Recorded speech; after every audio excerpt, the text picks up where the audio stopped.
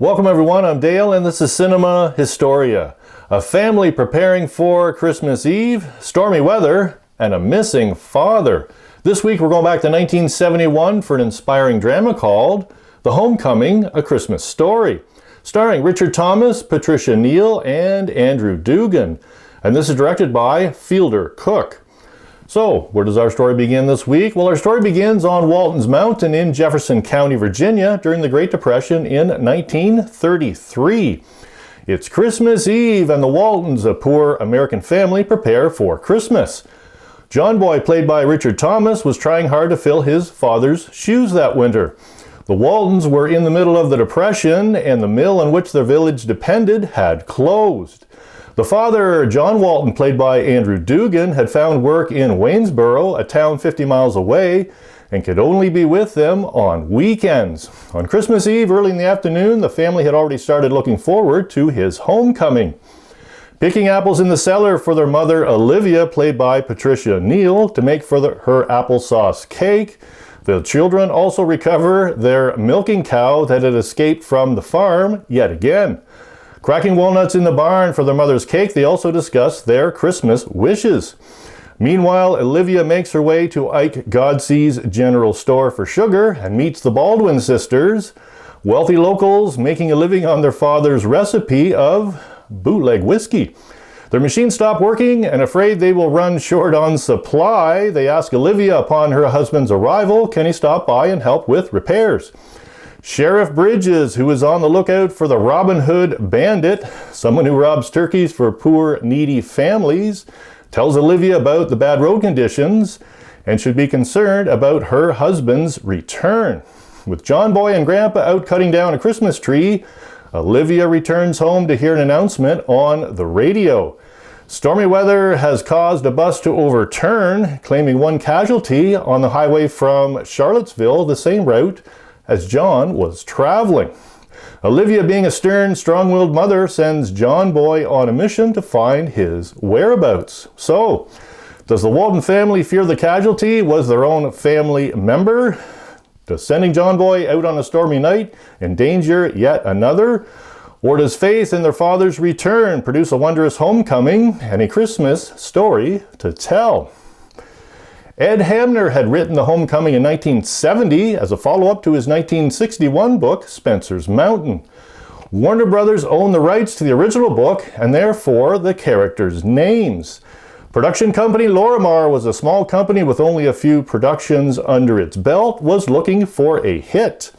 American film producer Lee Rich bought the rights to The Homecoming from Earl Hamner. Airing December 19, 1971, it's no small exaggeration that the success of Earl Hamner's work made Lorimar the powerhouse it would become. With an 86% rating from the film critic Rotten Tomatoes, this film received 5 nominations with 1 Golden Globe win in 1972 for Best TV Actress Drama for Patricia Neal. Well done. And our trivia question this week: did television network CBS order something after the success of this film? Did television network CBS order something after the success of this film? So, a little more history and the answer to our trivia question coming up next.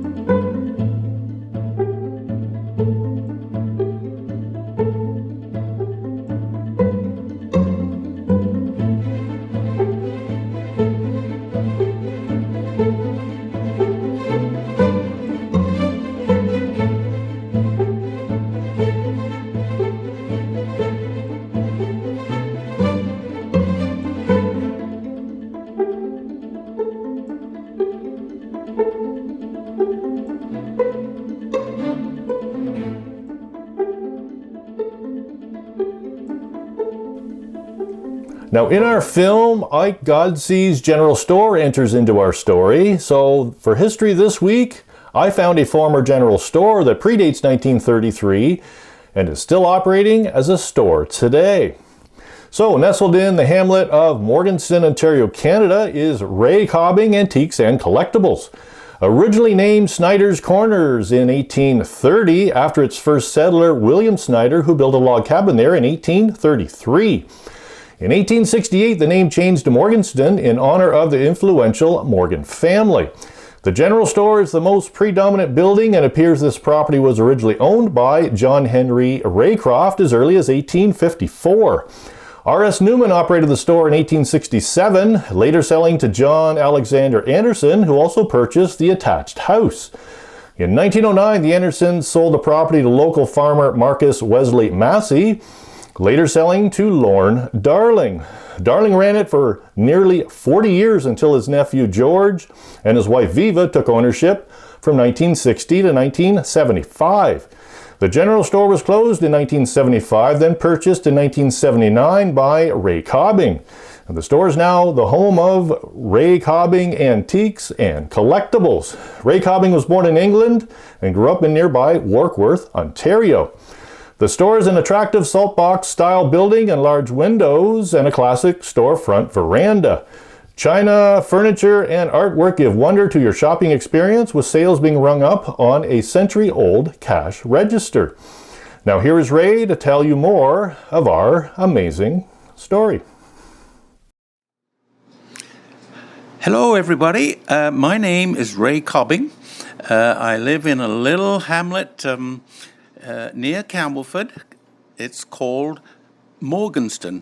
And my wife and I, we came to Morganton in 1979 and bought the old country general store from Viva and George Darling, long-standing people from that area. And we turned it into an antique shop, and we thoroughly enjoyed it here. The house was built in about 1860. The store was added in approximately 1865. And originally there was a post office here. And the old boxes are still here, and the original post office sign is still in the store. And it's a store that's still going as a store. I believe it's one of the oldest in Ontario, still going as a store. It's been, it's a beautiful area, and the people that come in are friendly, and it's just great.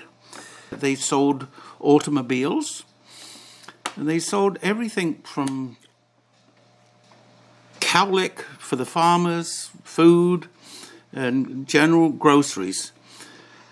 And it's a lovely old place.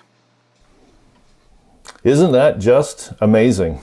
I'd like to give out a big thank you to Ray for making this video possible. Please Google Ray Cobbing Antiques and Collectibles for more information. And the answer to our trivia question this week: did television network CBS order something after the success of this film? You probably guessed this one. Yes, CBS ordered the first season of episodes to be based on the same characters that would become the television series The Waltons. Beginning in September of 1972, the series was broadcast on CBS for 9 seasons in total. And according to the BBC, the show's end sequence, featuring the family saying, "Good night, John Boy," was one of the most common catchphrases of the 1970s. And I remember using that one a few times. I'd like to give a big thank you out to my viewers, subscribers, and all your wonderful comments. And I want to leave you with a quick quote from our film. "Christmas is a season when we give tokens of love. In our house, we receive not tokens, but love. No matter the time or the distance, we are united in the memory of that Christmas Eve." Merry Christmas, and thanks for watching, everyone. Good night, John Boy. Good night, Liz. Good night, Daddy. Good night, son. Good night, Mary Ellen. Good night, Daddy. Good night, Mama. Good night, Mary Ellen. Good night, Jim Bob. Good night, Mama. Good night, Aaron. Good night, Jim Bob. Good night, Ben. Good night, Aaron. Good night, everybody.